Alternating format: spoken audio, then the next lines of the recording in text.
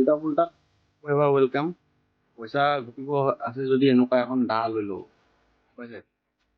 আৰু এনেকুৱা মুৰ্গী, এইটো মুৰ্গী কাটি কিনে বিক্ৰী কৰিলে কেইটকা পায় আপোনালোকে ভালকে জানে। তাৰপিছত ইয়াৰ লেগ পিছত কিমান, বিৰিয়ানী বনালে বেলেগ, ফ্ৰাইড ৰাইচ বনালে।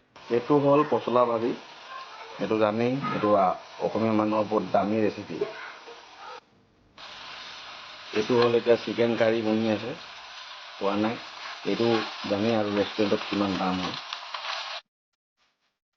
ইয়াতে অনেক মানুহ আছে যি জাবৰ জোথৰ এইবিলাক বস্তু চাফা কৰাৰ পাছত ভালকে ঠিক নকৰে। মই মোক মেছেজ দিওঁ যে গাঁত এটা খান্দি বস্তুবিলাক তাত ভৰাই ওপৰত মাটি চপাই দিব লাগে। আৰু এই মেছেজটো চবলৈ যাওক। তাৰপিছত জানেই পইচা ঘটিব হ'লে এনেকুৱা এখন চশমা পিন্ধি লওক। আপুনি চেলছমেন বনে, মাংস কাটি বিক্ৰী কৰে, না ৱেটাৰ বনে, নে মালিক বনিব। কিন্তু চিকেনটো বিক্ৰী কৰিবই লাগিব প্ৰফিট কমাব হ'লে। এটা চিকেনত কিমান প্ৰফিট আপোনালোকে নিশ্চয় গম পাইছে এতিয়া।